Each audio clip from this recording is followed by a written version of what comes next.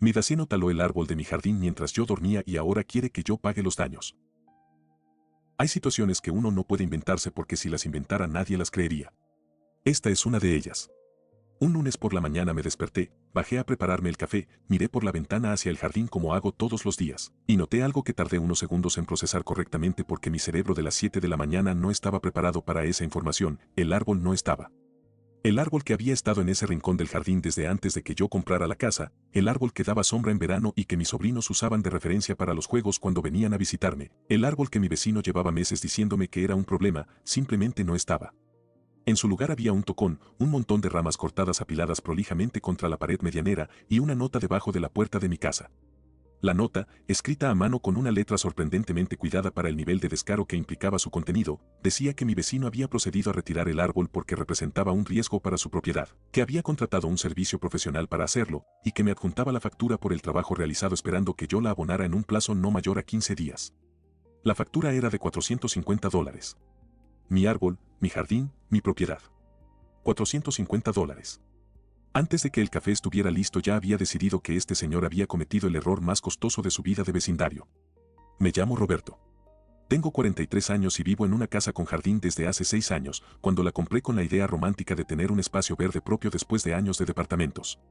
La casa es modesta pero tiene un jardín trasero que para mí vale más que cualquier otra característica de la propiedad. Lo cuido. Tengo plantas, algunos arbustos, y hasta hace un lunes por la mañana tenía un árbol de unos 8 metros que daba personalidad y sombra al espacio. Mi vecino, a quien voy a llamar el señor Bermúdez porque ese nivel de descaro merece un nombre propio aunque obviamente no es el real, vive en la casa de al lado desde hace 4 años. Cuando llegó al barrio, la primera semana, tocó mi puerta para presentarse. Me pareció bien. Parecía un hombre normal, de unos 60 años, jubilado, que quería llevar una vida tranquila. Yo también quería llevar una vida tranquila. Teníamos bases para una relación de vecindad razonablemente funcional. Esa ilusión duró aproximadamente 3 semanas, que fue el tiempo que tardó el señor Bermúdez en tocar mi puerta por segunda vez para decirme que las raíces de mi árbol estaban levantando las baldosas de su vereda. Le dije que lo revisaría. Revisé.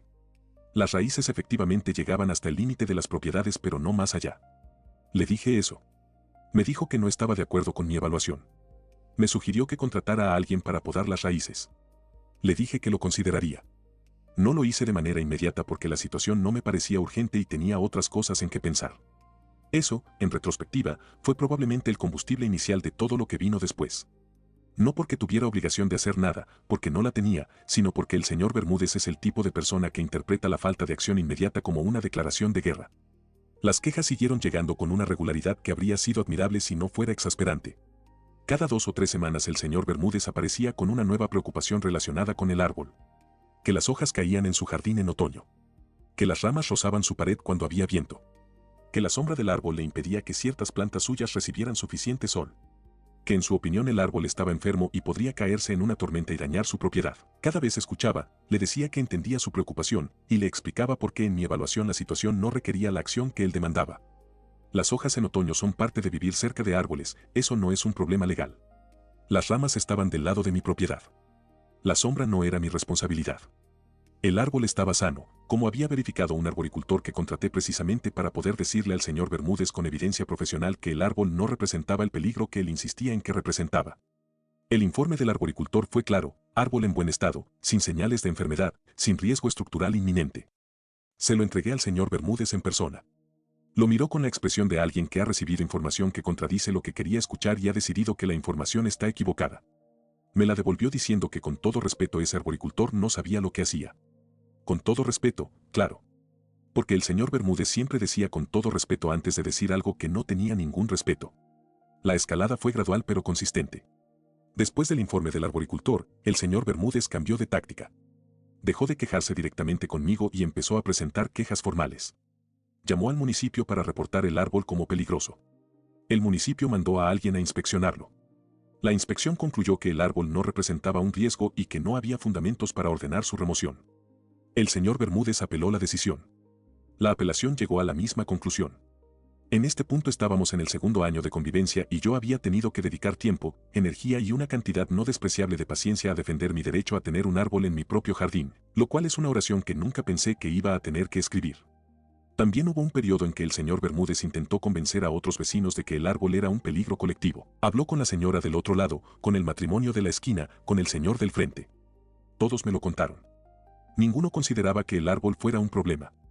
La señora del otro lado me dijo que el señor Bermúdez le había dicho que el árbol podría caerse durante una tormenta y destruir 3 casas simultáneamente, lo cual era una evaluación del riesgo que habría requerido que el árbol fuera aproximadamente 4 veces más grande de lo que era y que estuviera ubicado en el centro de un triángulo geométricamente perfecto entre las 3 propiedades. Le dije que lo apreciaba. Tomé nota de que el señor Bermúdez estaba dispuesto a exagerar considerablemente cuando le convenía. Eso me resultaría útil después. El tercer año de convivencia trajo una relativa tregua. El señor Bermúdez seguía mirando el árbol con una expresión que sugería que la conversación no estaba terminada, pero las quejas formales habían cesado y las interacciones directas conmigo se habían reducido a saludos mínimos en la vereda. Yo lo interpreté como una resignación y seguí con mi vida. Debería haber interpretado como la calma antes de algo más. Porque el señor Bermúdez no era el tipo de persona que abandona una causa. Era el tipo de persona que espera el momento en que nadie está mirando.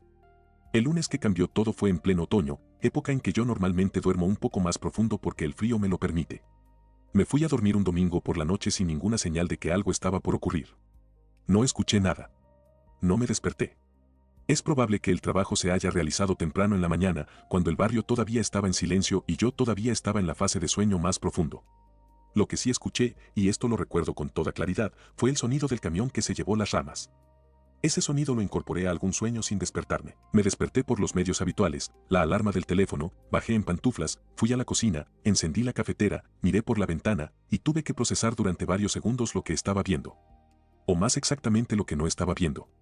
El espacio donde había estado el árbol era el tipo de ausencia que uno no termina de creer del todo aunque lo esté mirando directamente. Como cuando vas a buscar algo que sabes que estaba en determinado lugar y no está y lo buscas 2 veces más porque el cerebro se resiste a aceptar que no está. Fui al jardín. Toqué el tocón. Era real. Fui a la puerta. La nota y la factura estaban ahí, dobladas prolijamente, como si el señor Bermúdez hubiera querido asegurarse de que la presentación fuera correcta aunque el contenido fuera demencial. Leí la nota 2 veces. Leí la factura 3 veces. Luego hice algo que recomiendo a cualquiera en una situación similar. Antes de hacer absolutamente nada, tomé fotos de todo. El tocón. Las ramas apiladas. La nota. La factura. La pared medianera. El estado del jardín en general. Tomé fotos desde ángulos distintos, con fecha y hora, con el teléfono y también con una cámara mejor que tenía en casa. Tenía 27 fotos antes de que el café estuviera listo. Luego llamé a un amigo abogado. No para contarle el chisme, aunque eso también ocurrió en el transcurso de la conversación, sino para preguntarle qué debía hacer. Me dijo que me calmara, que lo que había pasado sonaba como una violación bastante clara de la propiedad privada y posiblemente daño de propiedad ajena, y que lo primero era no comunicarme con el señor Bermúdez hasta tener más claridad sobre las opciones legales. Le dije que eso iba a ser difícil porque tenía muchas ganas de ir a tocar su timbre. Me dijo que entendía pero que sería contraproducente. Guardé las ganas de tocar el timbre y en su lugar busqué un abogado especialista en derecho de propiedad al que contacté esa misma mañana. Ese mismo día presenté una denuncia policial por violación de propiedad privada y daño a propiedad ajena. No porque esperara que la policía resolviera el asunto mágicamente, sino porque necesitaba el registro oficial de la denuncia como parte de cualquier proceso legal posterior. La oficial que tomó la denuncia me escuchó con la expresión de alguien que ha escuchado historias de vecinos durante toda su carrera y que ya no se sorprende de nada, lo cual en cierto modo fue tranquilizador. Anotó todo, me dio una copia de la denuncia, y me dijo que tuviera un buen día con un tono que sugería que ambos sabíamos que el día ya no iba a ser tan bueno. La reunión con el abogado fue al día siguiente. Le llevé las fotos, la nota, la factura, el informe del arboricultor que había contratado 2 años antes, y un resumen escrito de los 4 años de quejas del señor Bermúdez y las respuestas institucionales que había recibido, incluyendo la inspección municipal y la apelación desestimada.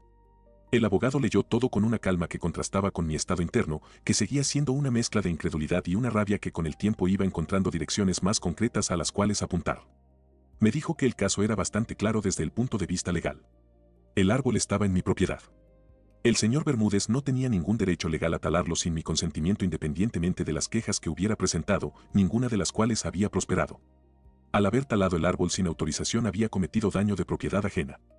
Y al pretender cobrarme por ese daño había añadido a la situación una dimensión que el abogado describió con la precisión encantadora de los abogados como particularmente audaz. Lo que recomendó fue enviar al señor Bermúdez una carta documento formal notificándole que rechazaba categóricamente su reclamo de pago, que lo consideraba responsable por el daño causado a mi propiedad, y que si no llegábamos a un acuerdo extrajudicial en un plazo determinado iniciaríamos acciones legales para recuperar el valor del árbol más los daños y costas. El valor del árbol, por cierto, no era $450. Un árbol de 8 metros en buen estado con varios años de crecimiento tiene un valor de reposición que un tasador especializado estimó en bastante más que eso. La carta documento llegó al señor Bermúdez 3 días después de que talara el árbol. Me gustaría haber visto su cara cuando la abrió. Me la imagino y sonrió. Lo que ocurrió en las siguientes semanas fue un proceso que comenzó con el señor Bermúdez ignorando la carta, siguió con el señor Bermúdez enviando a su propio hijo como intermediario para decirme que su padre consideraba que la situación era un malentendido. Continuó con el hijo del señor Bermúdez escuchando en silencio la explicación de por qué legalmente no era un malentendido sino un daño de propiedad ajena documentado con fotos y denuncia policial, y culminó con el señor Bermúdez contratando un abogado propio. El abogado del señor Bermúdez me envió una carta argumentando que el árbol representaba un peligro inminente para la propiedad de su cliente y que la acción había sido necesaria para protegerla. Mi abogado respondió adjuntando el informe del arboricultor que certificaba el buen estado del árbol, la resolución municipal que había desestimado la queja del señor Bermúdez, y la resolución de la apelación que había llegado a la misma conclusión. Le recordó, con esa cortesía particular que tienen las cartas entre abogados que en realidad son amenazas finamente disfrazadas, que la ausencia de riesgo había sido certificada por instancias competentes y que la acción unilateral del señor Bermúdez no tenía respaldo legal. El abogado del señor Bermúdez tardó 2 semanas en responder. Su respuesta fue que su cliente estaba dispuesto a llegar a un acuerdo. Yo estaba dispuesto a llegar a un acuerdo también. El acuerdo fue el siguiente: el señor Bermúdez pagó el valor de reposición del árbol según la tasación, más el costo de la plantación de un árbol nuevo de tamaño equivalente, más las costas legales de mi parte. No fue $450. Fue bastante más que $450. La ironía de que la persona que me mandó una factura terminara pagando una que era varias veces más grande no se me escapó en ningún momento del proceso y sigue siendo una de las satisfacciones más puras que he experimentado en mis 43 años de vida. Plantaron el árbol nuevo un miércoles de primavera. Lo hizo un servicio profesional contratado con el dinero del acuerdo. El señor Bermúdez miraba desde su ventana mientras lo plantaban. No sé exactamente qué expresión tenía porque traté de no mirarlo demasiado para no arruinar el momento con interacciones innecesarias. Lo que sí sé es que el árbol nuevo tiene ahora 1 año y está creciendo bien. En unos años va a ser tan grande como el anterior. Probablemente más. Las hojas en otoño van a caer igual que siempre. La sombra va a extenderse igual que siempre. Y el señor Bermúdez va a tener que convivir con eso porque las alternativas legales que tiene son exactamente las mismas que tenía antes, es decir, ninguna que prospere, más la experiencia adicional de saber que cuando intentó tomar el asunto en sus propias manos el resultado fue el opuesto al que buscaba. Con el señor Bermúdez no hablamos. Los saludos en la vereda cesaron completamente después del acuerdo. Él mira hacia otro lado cuando nos cruzamos. Yo miro hacia el árbol nuevo y considero que ese es un intercambio completamente satisfactorio. La señora del otro lado me preguntó unos meses después cómo había terminado todo. Le conté. Me dijo que era lo más justo que había escuchado en años. Le ofrecí café. Tomamos café en el jardín, bajo la sombra incipiente del árbol nuevo, y la conversación fue de esas que uno tiene cuando está genuinamente contento con cómo resultaron las cosas. Eso también es parte de la historia. La parte donde uno se sienta en su propio jardín, en su propia propiedad, bajo su propio árbol, sin deberle nada a nadie y con la satisfacción tranquila de quien sabe que hizo las cosas bien. Quiero hablar de algo que me preguntaron mucho después de contar esta historia, si en algún momento dudé de que valía la pena el esfuerzo. Si quizás habría sido más simple ignorar la situación o llegar a un acuerdo informal desde el principio. La respuesta honesta es que no dudé, pero entiendo la pregunta. Los procesos legales son costosos en tiempo, energía y a veces en dinero. Y hay una tentación real, cuando uno está en el medio de algo así, de pensar que la paz del vecindario vale más que tener razón. Lo que me mantuvo en el proceso fue algo simple, no se trataba solo del árbol. Se trataba del principio de que alguien no puede ingresar a tu propiedad sin tu consentimiento y tomar decisiones sobre lo que hay en ella. Si yo hubiera cedido, si hubiera pagado la factura o simplemente dejado pasar la situación sin consecuencias, el señor Bermúdez habría aprendido que esa táctica funciona. Y esa lección habría tenido consecuencias que probablemente habrían ido más allá del árbol. Los límites existen por razones. Y cuando alguien los cruza de manera tan flagrante, la respuesta correcta no es retroceder. Es pararse en el límite y señalarlo con claridad. Eso es lo que hice. Y el resultado fue que el señor Bermúdez aprendió que los límites de mi propiedad son exactamente eso, míos. Con toda la documentación, las fotos, la denuncia y el acuerdo firmado que lo demuestra. También me preguntaron si recomendaría la misma estrategia a alguien en una situación similar. Mi respuesta es sí, con una aclaración importante: documentar todo desde el principio. Cada queja, cada respuesta, cada comunicación. Porque cuando llegue el momento de demostrar el contexto de lo que ocurrió, esa documentación es la diferencia entre una historia con testigos y una historia sin ellos. Yo tenía 4 años de documentación cuando el señor Bermúdez talló el árbol.